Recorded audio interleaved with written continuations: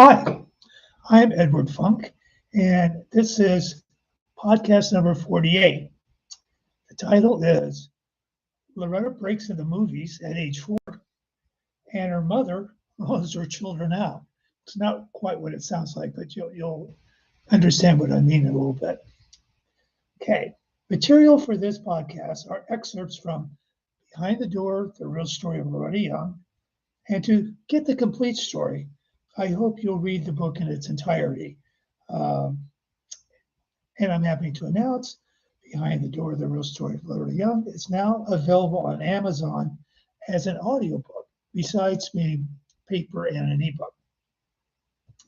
Now, in previous podcasts, Loretta's parents had split up, and so her mother, to raise her family of four, she opened a boarding house in Los Angeles. So let's dive into this podcast. While Loretta and her sisters were helping out at their mother's boarding house, their uncle Trax had presented a different avenue of work, one that would be prophetic for Loretta. Their uncle, Ernest Traxler, was a production manager at famous Blair's Lasky studio, which eventually became Paramount. Loretta remembered the day her uncle came into the backyard. He asked, "Who wants to go to the studio and work and make $3.50 in the bargain?" I yelled, I do. He just caught me, Pollyanna and Sal, and all the older kids who were also there. Anyway, though, he picked me, Colleen, Valerie, and Jack because we were the littlest, and that's what they were looking for. So we went over to the studio. He took us into the costume department, and they put a little tools, funny little wings on us. We went onto the set where they attached wires to us and told us to fly around like fairies. The other kids got scared, but when I flew around, I thought it was wonderful. From the very first day, I thought being on the set was magical. Now, the year was 1917. The picture was The Primrose Ring, starring Mae Murray and directed by her husband, Robert Leonard.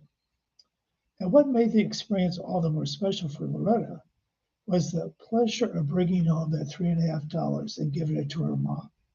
Keep in mind, this is in the silent era. The breakthrough sound picture, the jazz singer, was still 10 years off into the future. Now, a couple months after Loretta and Jack had worked on The Primrose Ring, Universal Pictures were casting Silence of the Sea, and they used all the young children. It'd be shot on location on Santa Cruz Island, and the star Jack Mulhall.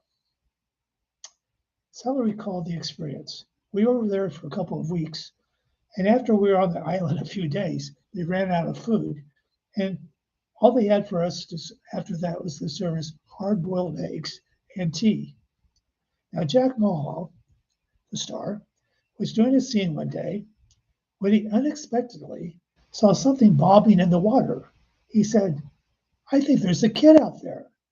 He immediately jumped into the water and went out and grabbed 2-year-old Jack and brought him home. He had wandered into the surf and was going out to the sea with the tide. Let's see. Hold on a second.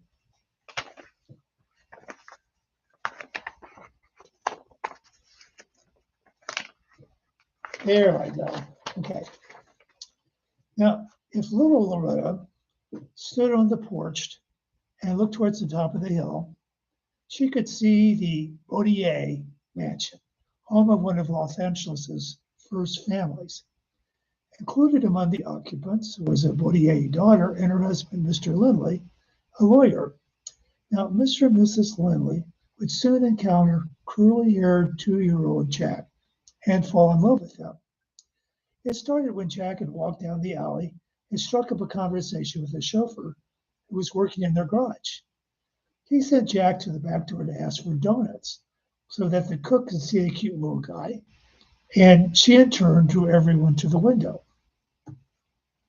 Now, Jack missed his father, even though he had no memory of him. He recalled in an interview with me, I was always going down to the corner of Ninth and Green Street to look for my dad. I just stationed myself near where the streetcar stopped. One day, this fine-looking man got off, and I said, "That's my father." And I ran up to him and threw my arms around him. It was Mr. Lindley, the lawyer who was married to Ida Baudier. Mrs. Lindley was watching from the window, and she came down and whispered to him, "Don't tell him you're not his father. It will break his little heart." That was probably a month or so after I'd been to the kitchen door asking for donuts.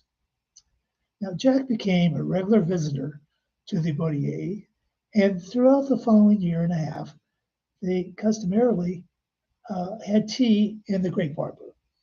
Jack had found a little opening in the fence that he could slip through.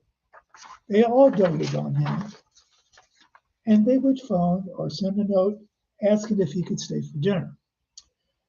Gladys found a better property to operate her boarding house business 9 blocks further up Green Street. When Ida Lindley heard of the impending move, she almost had a nervous breakdown. She was unable to bear children, and vicariously she had been living with the idea that Jack was her own child. Mr. Lindley asked Gladys if they could adopt Jack. According to Loretta, her mother's response was, "No, I couldn't let you do that. He can be with you as much as he likes, but I can't give him up." But as Gladys and the girls moved to the new house, 4-year-old Jack, he's 4 at this point, moved into the Baudier home. It was understood that he could return permanently anytime to live with his family, but from then on he'd only be a visit to my mother's house all the time to visit. And the Baudiers knew that I missed my sisters and my mother, so they'd send me over every week or two. Now, Loretta and Colleen, that's her cousin, had also fulfilled a childless woman's vicarious need for children. Only this one was the movie star Mae Murray. Mae's stardom was in ascension in 1917. She had appeared as Ziegfeld Folly in New York starting at the age of 15, and then became a particularly bright luminary in Hollywood's roaring 20s. Her biggest success would be in 1925 with MGM's The Merry Widow, starring John Gilbert. Now, Mae spotted Loretta and her cousin Colleen while they were on her set making the movie The Primrose Rain. She asked Gladys and Aunt Collie if they could loan their girls to her, recognizing that this would be a unique opportunity for the girls, and understanding that they would come home on weekends or whenever they wished. The mothers complied. Loretta recalled the experience. "We went to stay at one of these great big movie star houses, lots of stairs leading up to it. It was like a party all the time, like a movie, only we were living with the movie star." Loretta had already drawn her own conclusions, observing Mae Murray when she was on the set of Primrose Rain. "I didn't particularly want to be an actress, but I did want to be Mae Murray because everybody liked her. She was like a queen. You knew that all the activity revolved around her. They'd get everything in place, and then they'd say, 'We're ready for you, Miss Murray.' Now, when Mae was home, I don't remember anything she did. She didn't make beds or cook like Mama. Every day, we always dressed in what I call Sunday dresses, little organdy dresses with fancy aprons on top of them, and black Mary Janes and white socks. We called her Macy. When Macy was home, she'd bring us dolls, and we'd play in the garden." Finally, after, 6 or 9 months, we were home for over the weekend, and we were getting ready to go back. And I said to Colleen, "Do you really want to go back?" She said, "No, I don't." Mom overheard us and said, "Well, I think you better go back and tell her." So we did go. We went back, and we were home just in a couple of days. I had missed Mama and the kids. At Macy's, we got what little rich kids got: a governess, good food, nice clothes, dancing lessons, but we didn't care. We wanted to be home with our family where we belong. But the seed had been planted. Loretta's older sister Pollyanna observed, from the time that Mae Marie took Loretta and Colleen to live with her, from that time on, Loretta's mission to be an actress grew. Oh, yes. So in the next podcast, Loretta describes the first movie that, in her mind, she was really required to act. So I'll see you then.